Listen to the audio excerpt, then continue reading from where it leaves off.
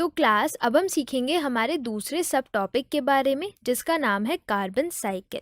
तो क्या आपको पता है कि जो कार्बन एलिमेंट एटमॉस्फेयर में प्रेजेंट है उसका 71% हमें ओशन में डिसॉल्व मिलता है। इसी के साथ साथ हम बात करें जो कार्बन है वो dry weight of an organism का 49% पार्ट कॉन्स्टिट्यूट करता है and is next only to water. Water के जस्ट बाद ही कार्बन ही ड्राई वेट ऑफ ऑर्गेनिज्म में बहुत ज़्यादा मिल रहा है।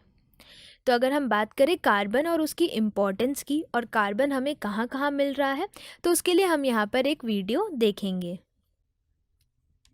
तो अगर हम इस वीडियो में देखें तो यहाँ पर हम बात करेंगे कि कार्बन एक्चुअल में है क्या और ये कहाँ कहाँ मिल रहा है।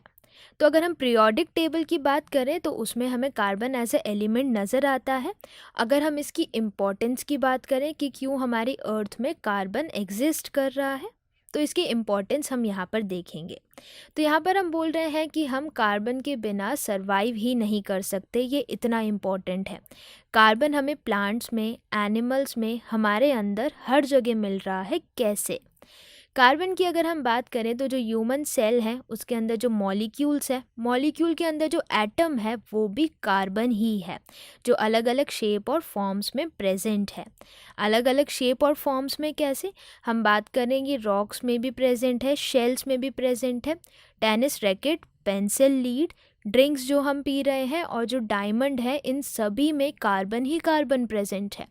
तो इट लुक्स लाइक कि हर जगह कार्बन ही हमें मिल रहा है और कार्बन के बिना सरवाइव ही नहीं कर सकते।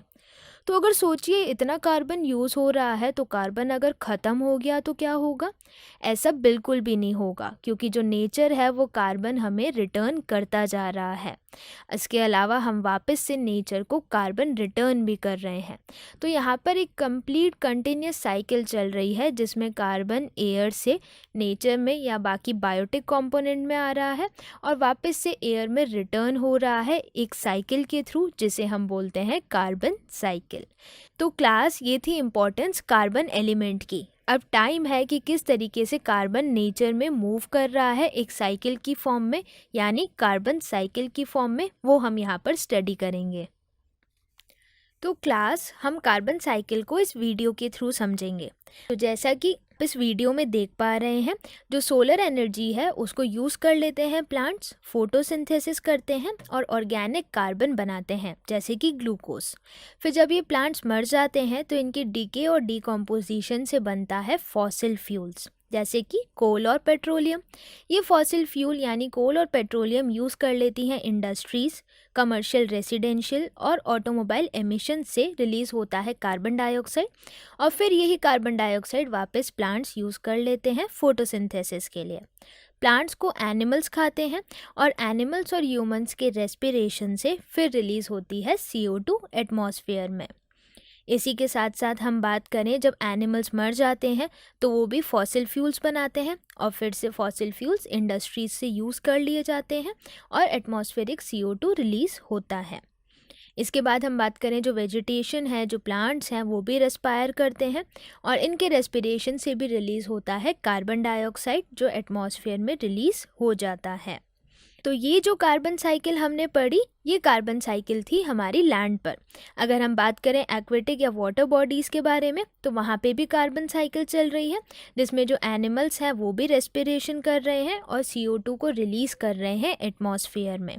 तो जो हमारी कार्बन साइकिल है वो भी एक बायोजियोकेमिकल साइकिल है जिसमें किस तरीके से कार्बन अलग अलग फॉर्म्स में ट्रैवल कर रहा है बायोटिक और एबायोटिक कॉम्पोनेंट्स में इकोसिस्टम के। इसके बाद हम बात करें, बहुत सारी ह्यूमन एक्टिविटी ऐसी है जिन्होंने कार्बन साइकिल को बहुत अफेक्ट किया है, जैसे कि डिफॉरेस्टेशन, जो ह्यूमंस हैं वो पेड़ को काटते जा रहे हैं और इस वजह से जो कार्बन है वो बहुत ज़्यादा रिलीज़ हो रहा है एटमॉस्फेयर में और कार्बन साइकिल का डिसबैलेंस हो रहा है। इसी तरीके से जो मैसिव बर्निंग है फॉसिल फ्यूल्स का, जो इंडस्ट्रीज़ बहुत ज़्यादा कोल और पेट्रोलियम को यूज़ कर रहे हैं और इन फॉसिल फ्यूल्स को बर्न कर रहे हैं, उससे भी बहुत ज़्यादा कार्बन डाइऑक्साइड रिलीज़ हो रहा है और वो भी हमारी कार्बन साइकिल को अफेक्ट कर रहा है इकोसिस्टम में।